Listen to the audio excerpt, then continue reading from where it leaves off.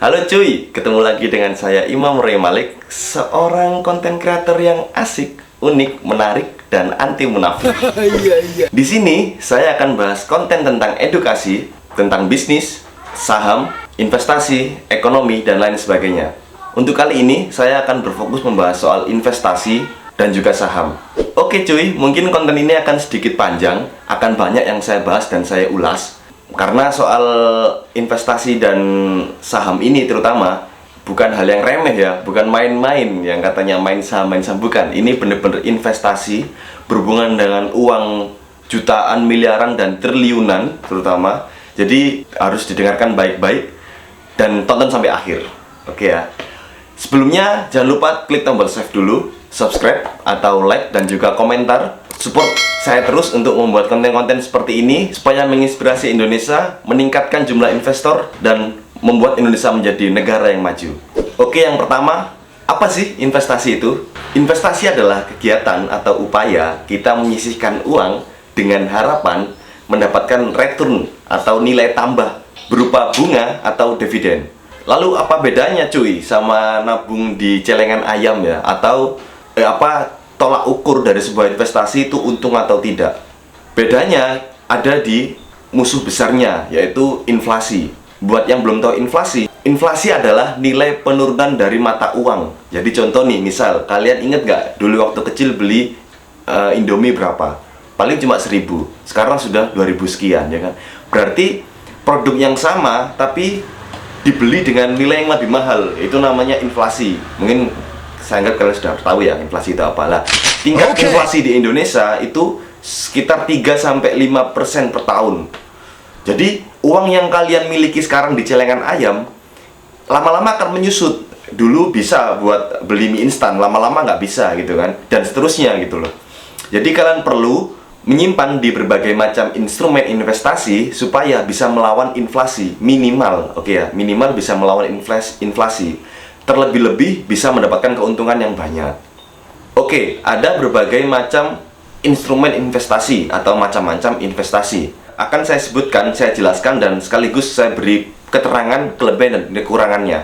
Jadi, silakan dengarkan baik-baik dan bandingkan sendiri. Saya akan jelaskan secara singkat karena memang waktunya biar padat. Jika ingin lebih kepo lagi atau kalian pengen penasaran lagi tentang instrumen yang akan saya sebutkan ini, silahkan kalian googling sendiri ya, atau YouTube di channel-channel yang lain. Oke, yang pertama adalah deposito. Deposito adalah tabungan di perbankan atau bank-bank konvensional seperti BCA, Mandiri, bank-bank syariah juga ada mungkin deposito. Kalian menitipkan uang kalian senominal tertentu dan nanti setiap tahunnya akan mendapatkan bagi hasil dari uang yang kalian titipkan di deposito. Kelebihan dari deposito sendiri adalah keuntungan yang didapat dari deposito itu stagnan atau tetap per tahun sekitar 3% atau ada yang bahkan 5% per tahun. Misal nih kalian taruh di deposito uang 1 juta rupiah, maka tahun depan uang kalian akan menjadi 1.030.000 atau 1.050.000. Jadi dapat return sekitar 3-5%. Dan enaknya lagi, ini sama ya dengan seluruh investasi. Sifat investasi itu seperti bola salju atau compounding interest bahasa kerennya. Jadi akan gulung-menggulung. Misal nih, kalian tadi yang sudah naruh 1 juta nih ya, jadi 1.050.000. Tahun depannya 50.000 itu tidak dipisahkan dengan 1 juta, tapi sudah disatukan dengan 1 juta tadi. Jadi tahun depan kalian mulai investasi di 1.050.000. Tahun depannya lagi kalian akan dapat return 3-5% lagi dari 1.050.000 gitu, bukan dari 1 juta aja, dan seterusnya. Makanya seperti bola salju yang akan terus menggulung, akan terus semakin besar. Itu namanya compounding interest. Lalu apa kekurangan deposito? Kekurangan deposito adalah return yang didapat itu relatif kecil, meskipun yang kita dapatkan itu tetap gitu loh. Jadi setiap tahunnya pasti rutin kita dapat 3-5%, tapi relatif kecil. Untuk sekedar menutup inflasi saja bisa-bisa itu kurang gitu loh. Jadi yang kita anggap tahun depan misalnya 1 juta nih ya, 50.000 itu sudah lebih dari cukup. Belum lagi kepotong inflasi gitu loh. Bisa-bisa cuma sisa 20.000 gitu. Contoh yang kedua yang familiar yaitu forex ya, atau investasi di mata uang. Menurut saya mata uang akan lebih cocok untuk jangka pendek atau bahasa kerennya trading. Dalam bahasa Inggris, trading artinya jual beli atau trade dari kata trading. Oke ya. Jadi biasanya trading ini adalah kegiatan kita menanamkan modal kita atau menaruh uang kita di instrumen investasi dalam jangka pendek. Jangka pendek itu berapa? Kisaran harian bisa, menitan juga ada, mingguan, bulanan, atau mungkin tahunan dalam instrumen yang lebih besar ya, misal saham gitu ya. Lalu istilah investasi itu sendiri biasanya identik dengan penanaman modal atau kita menyimpan uang kita dalam jangka yang panjang, sekitar 3 tahun, 5 tahun, 10 tahun, dan lebih. Oke. Apa kelebihan dari forex atau investasi di mata uang? Kelebihannya adalah cepat gitu loh. Jadi kalian bisa memang identik dengan trading ya, jadi kalian bisa cepat gitu untuk bertransaksi, main jangka pendek. Jadi untuk orang-orang yang ingin dapat harian itu bagus. Tapi kekurangannya adalah resikonya sangat tinggi jika kalian belum punya ilmu atau belum bisa membaca analisa teknikal seperti grafik dan lain sebagainya, tidak aktif dalam mengikuti berita-berita. Bisa-bisa kalian boncos gitu loh, bisa-bisa kalian malah nggak dapet untung di sana, malah bisa-bisa rugi. Yang ketiga adalah cryptocurrency atau biasa disebut dengan Bitcoin. Sebenarnya Bitcoin ini macamnya banyak ya, ada Ethereum, ada Doge, ada banyak lah intinya, macam-macam dari Bitcoin. Saya tidak akan jelaskan tentang apa dan dari mana asal mula Bitcoin, tapi akan langsung saya jelaskan kelebihan dan kekurangannya ya. Kelebihannya Bitcoin adalah fluktuasinya yang sangat heboh. Jadi fluktuasinya itu edan banget gitu loh. Bisa-bisa dalam sehari dia naik 100%. Sehari juga bisa turun 50%.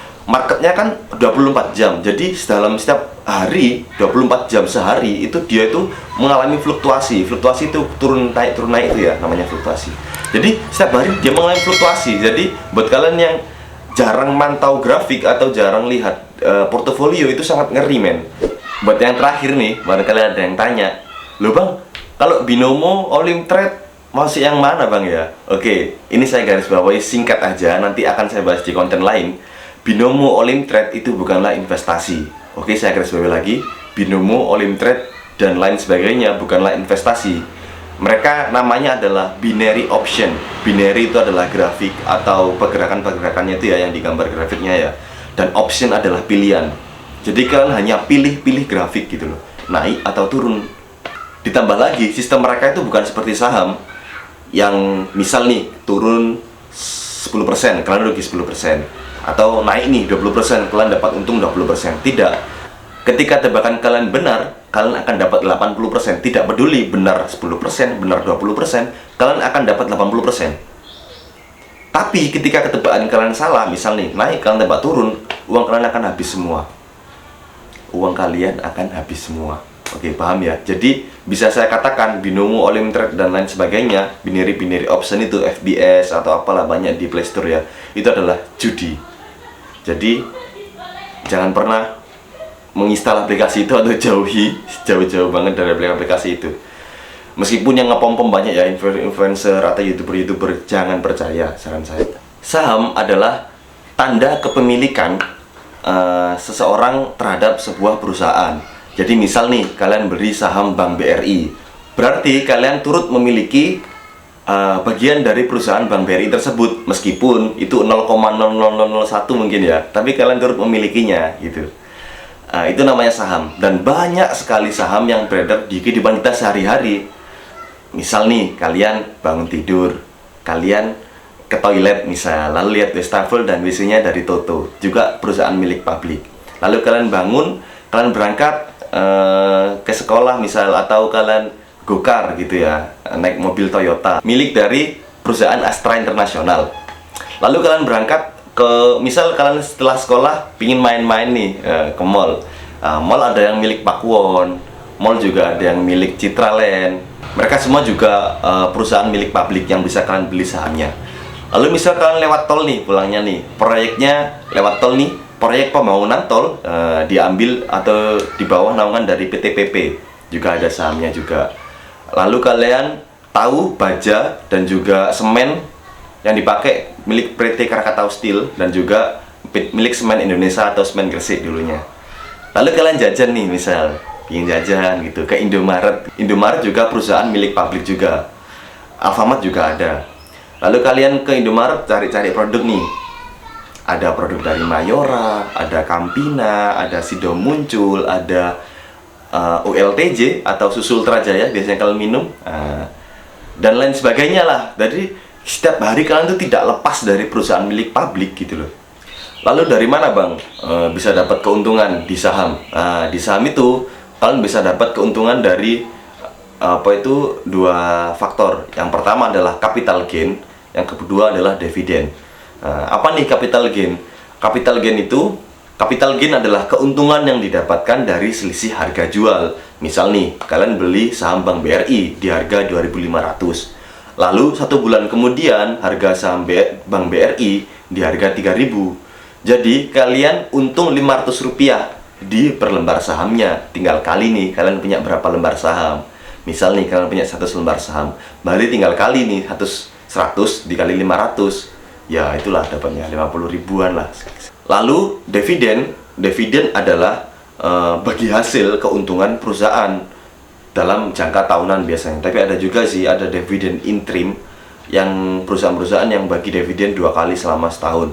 Jadi misal gini nih, biasanya ada kok setelah rapat umum pemegang saham atau RUPS, perusahaan-perusahaan itu mengumumkan pembagian dividen. Misal nih ada berita BRI akan membagikan dividen sejumlah Rp328 per lembar saham untuk tahun 2019 kemarin. Misal aku detailnya lupa sih berapa. Berarti selama setahun kan kalian nabung nih, misal kalian beli saham Bank BRI setiap bulannya 5 lot atau 2 lot. Selama setahun misal kalian sudah nabung nih, punya 20 lot saham Bank BRI misal. Tahun depan kebetulan sekali kalian sudah pegang 20 lot saham Bank BRI, lalu tinggal kali 100 karena kan 1 lot 100 lembar. 20 kali 100 kan berarti 2000 nih ya. Jadi kalian punya 2000 lembar saham Bank BRI. Tinggal kali dengan jumlah dividen yang dibagikan Rp300 per lembar saham. Dan BRI tahun ini ternyata membagikan dividen sejumlah Rp300, maka kalian akan mendapatkan keuntungan sekitar 60 ribuan lah dari Bank BRI. Loh kok sedikit bang? Ya memang sahamnya masih sedikit yang kalian punya. Misal nih, ada nih beberapa orang yang mempunyai prinsip tabung saham sampai 1 juta lembar saham atau 10.000 lot ya. Tinggal dikalikan aja. Misal nih kalian punya 1 juta lembar saham BRI ya, 1 juta lembar saham BRI. Itu nabungnya berapa tahun bang? Ya nggak tahu sih, namanya juga nabung ya. Jadi memang disimpan aja terus. Ini juga prinsip orang-orang yang menganut dividend for living. Jadi dia menabung di perusahaan, di saham untuk kehidupan, untuk hidup.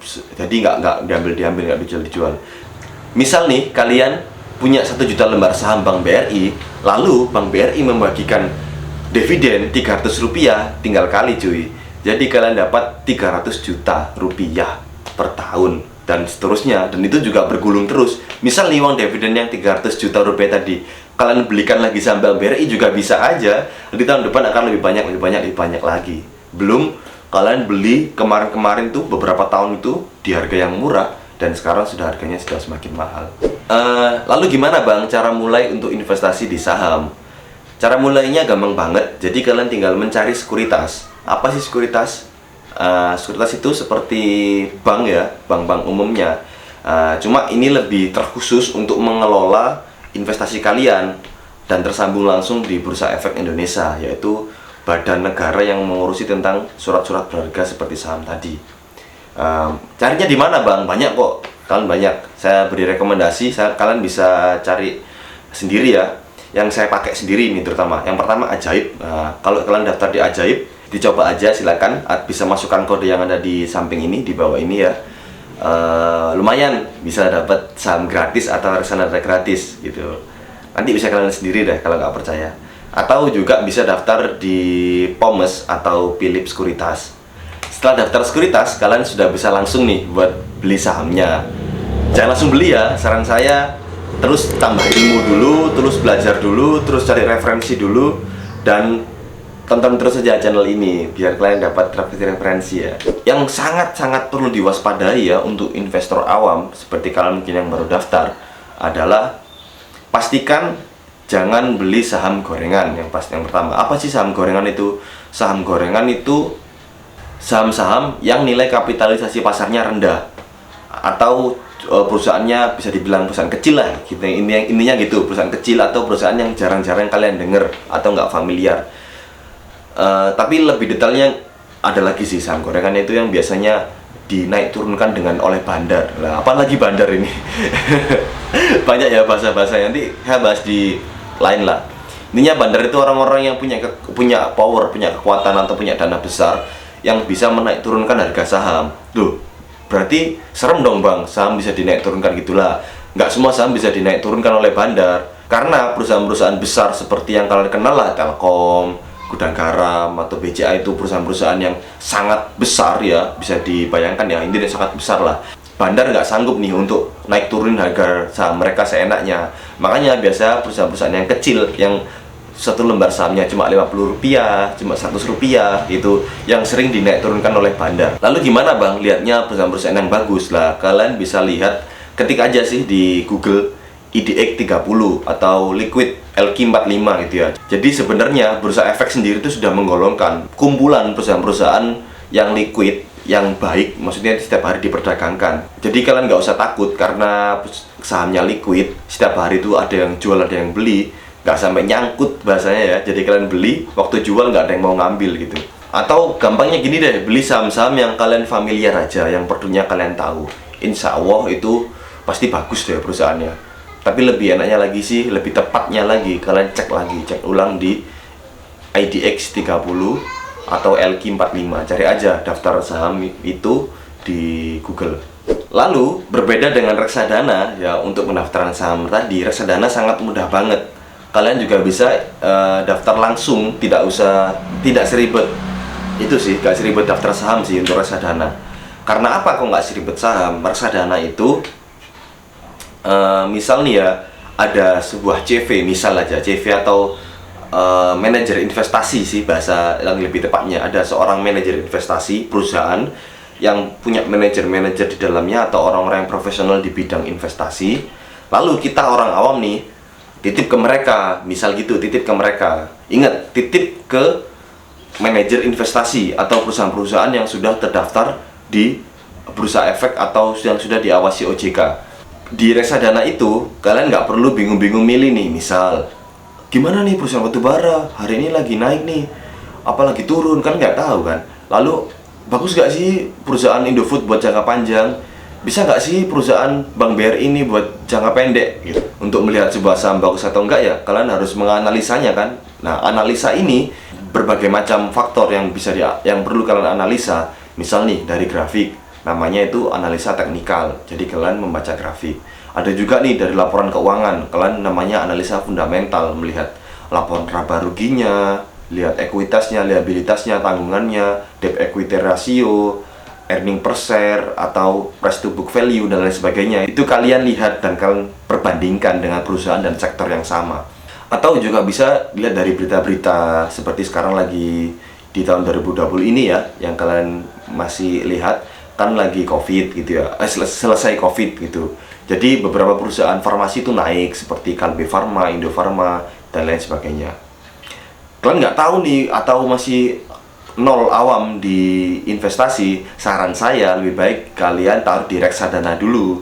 Kalian nikmati dulu nih di reksadana biar tahu kenaikan dan penurunannya nih.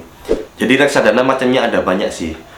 Kenapa kok bermacam-macam? Karena juga dibagi menurut resiko atau menurut produk apa yang ingin kalian ambil, produk investasi apa yang ingin kalian ambil. Contohnya ada reksadana pasar uang nih, biasanya ditaruh di deposito yang sudah saya jelaskan di awal tadi.